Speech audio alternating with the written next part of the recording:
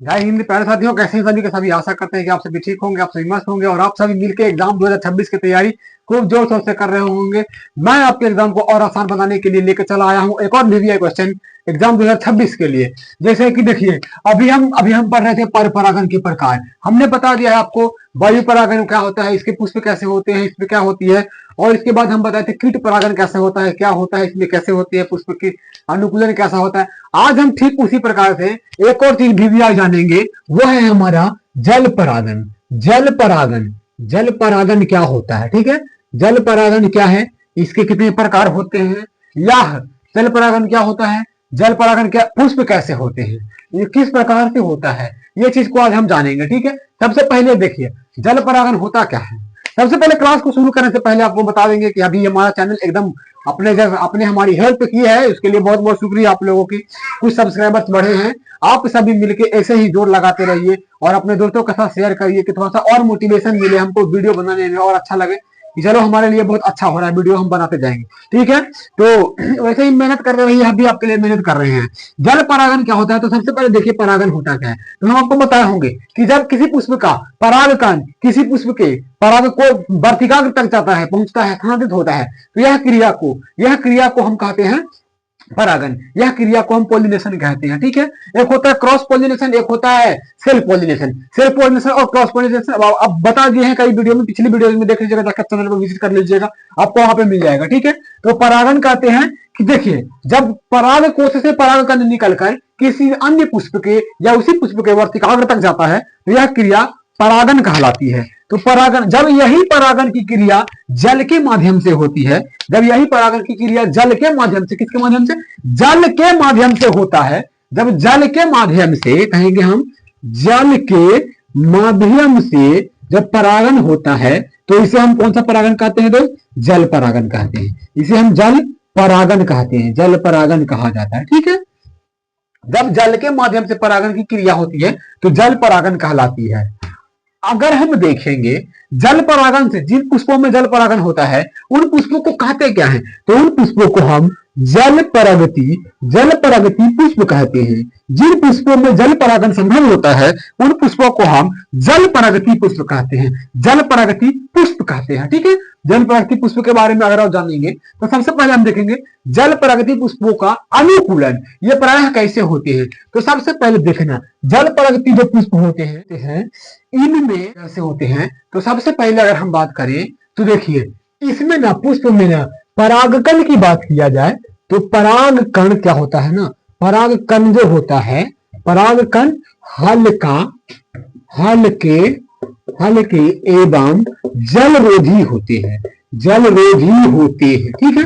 हल्के एवं जलरोधी होते हैं। हल्का एवं जलरोधी होने का क्या मतलब है, इनके जो परागकण होते हैं वो हल्का एवं जलरोधी, जो जल के अवरोध को रोकते हैं, जल में डूबते नहीं है। दूसरा हम लिख सकते हैं कि ये इनमें जल में तैरने की क्षमता होती है, इनमें जल में तैरने की क्षमता होती है, इसके परागकण में ये जो होते हैं पौधे इनमें तो जल में तैरने की क्षमता होती है। अगर अगला देखेंगे तो वर्तिकाग्र हल्का लंबा होता है, वर्तिकाग्र लंबा और चिपचिपा होता है, वर्तिकाग्र लंबा और चिपचिपा होता है। जल वर्तिकाग्र होता है वो लंबा होता है ताकि एक पुष्प से दूसरे पुष्प तक जल्दी पहुंच जाए, चिपचिपा होता है क्योंकि परागकण जल्दी इसमें सेटलमेंट हो जाए। अगला अगर हम देखेंगे, अगला अगर हम बात करेंगे पुष्प के बारे में बात करेंगे तो ये जो पुष्प होते हैं ये पुष्प रंगहीन और गंधहीन होते हैं। इन पुष्पों में ना तो ज्यादा रंग होता है और ना ही गंध होता है, इन पुष्पों में रंग और गंध ज्यादा नहीं होते हैं। अगला अगर हम देखेंगे, अगला अगर हम देखेंगे तो उसमें इनमें ना, इनमें गंध ज्यादा नहीं होता है। अगला अगर हम देखेंगे तो नेक्टर की बात करेंगे, इनमें नेक्टर नहीं होते हैं, इसमें ज्यादा जल परागन होता है तो इसमें कीटों की आवश्यकता तो होती नहीं। कीट जिसमें नेक्टर होते हैं, जिसको बोलते हैं हम नेक्टर को अमृत या फिर रस भी बोलते हैं, रस भी बोलते हैं, ठीक। तो इनमें रस नहीं होता है, इन पुष्पों में रस नहीं होता है, इन पुष्पों में रस नहीं होता है, इसीलिए इनमें जल परागन होता है। अगर जिन पुष्पों में रस रहेगा उसमें कीट परागन होगा। अगर हम इस चीज को, इन सारी चीजों को आपको समझाए हैं कि सबसे पहले अगर हम कहेंगे कि परागकण हल्का एवं जलरोधी होता है, परागकणों में जल में तैरने की क्षमता होती है, इसका जो वर्तिकाग्र होता है वो लंबा समय, मतलब वर्तिकाग्र लंबा होता है और चिपचिपा होता है। अगला अगर हम कहेंगे तो इसमें ना ये जो होता है ये पुष्प जो होते हैं ये पुष्प रंगहीन एवं गंधहीन होते हैं। ये पुष्प रंगहीन एवं गंधहीन होते हैं। इनमें नेक्टर नहीं पाए जाते। ठीक है, इनमें नेक्टर जो होते हैं वो नहीं पाए जाते हैं। अब हम लिख लेंगे बारी बारी से सबकी परिभाषाएं। ठीक, सबकी परिभाषाओं को अगर हम देखेंगे बारी बारी से, सबकी परिभाषा को देखेंगे तो परिभाषा हमारा क्या कहता है दोस्त, कहता है, देखिए अगर समझ में आ रहा है तो वीडियो को लाइक करना है, चैनल को सब्सक्राइब कर देना है। ठीक, लिखेंगे हम कि जब परागन जब परागन जल के माध्यम से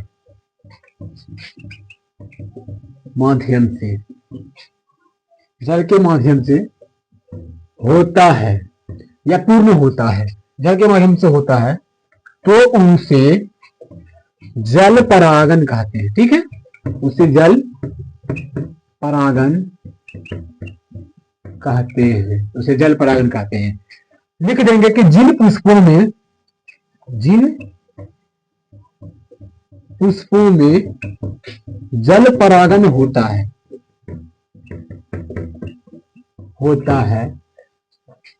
उसे क्या कहते हैं दोस्त, जिन पुष्पों में जल परागन होता है उसे जल परागति पुष्प कहते हैं। जल परागति पुष्प कहते हैं। ठीक है, जिन पुष्पों में जल परागन होता है उन्हें जल परागति पुष्प कहते हैं। जैसे कि हम कहेंगे बैलिसनेरिया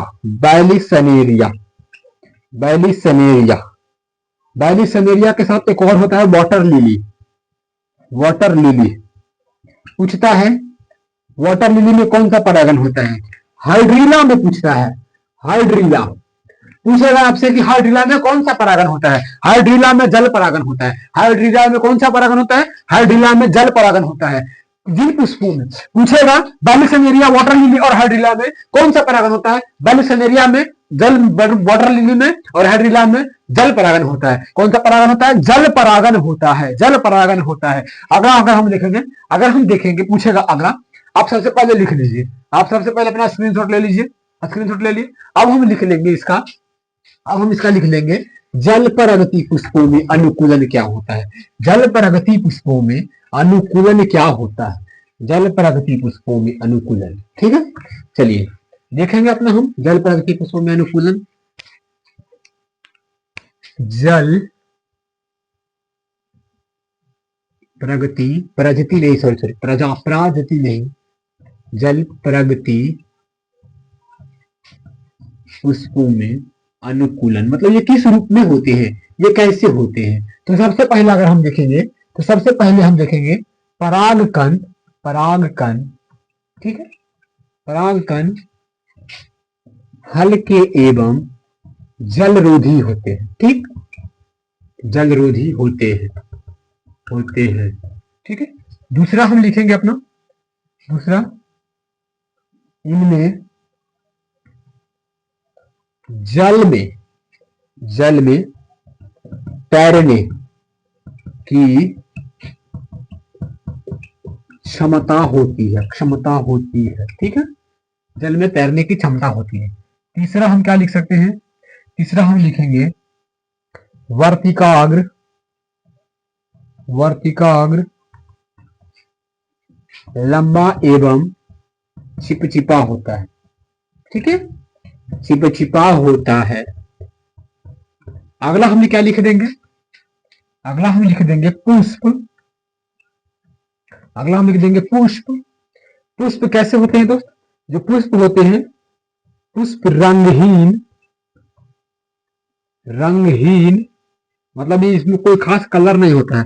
पुष्प रंगहीन एवं कैसे होते हैं, रंगहीन के साथ साथ ये होते हैं हमारे गंधहीन होते हैं। रंगहीन एवं गंधहीन होते हैं। ना तो इसका कोई ढंग का कोई अच्छा खासा रंग होता है और ना ही इसमें कोई बढ़िया सा सुगंध होता है।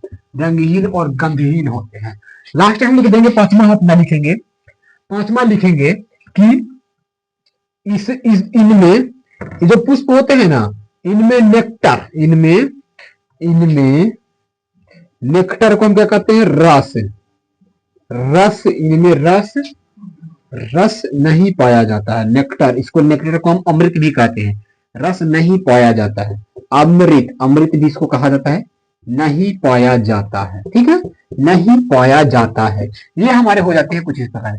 देखिए, जब भी आपसे ये सब पूछेगा, अनुकूलन पूछ सकता है 5 नंबर में, पूछता है कि जल में अनुकूलन बताइए। अगर आपसे 5 नंबर में पूछेगा तो आपको यही पांचों को लिख देना है। ये 5 को लिख दीजिए, आपको 5 नंबर बोर्ड वाला दे देगा, कंफर्म देगा, ये मेरा वादा है आपसे। आपको 5 नंबर लेना है तो एकदम यही लिखिए, बड़ा लिख दीजिएगा 5 नंबर का। ठीक है, आपको ध्यान से केवल समझ जाना है कि जल प्राकृतिक पुष्पों में होते हैं कि परागकण हल्के एवं जलरोधी होते हैं, जल के विरोध करते हैं। इनमें जल में तैरने की क्षमता होती है। ये पुष्प जल में तैरते हैं। वर्तिकाग्र लंबा एवं चिपचिपा होता है।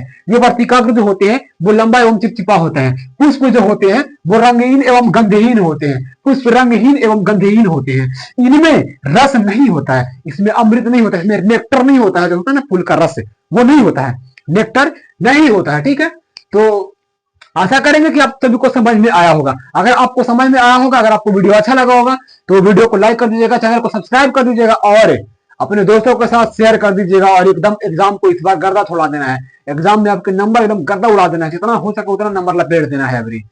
तो आज के लिए इतना ही, मिलते हैं आपसे अगली वीडियो में, तब तक के लिए जय हिंद, जय भारत।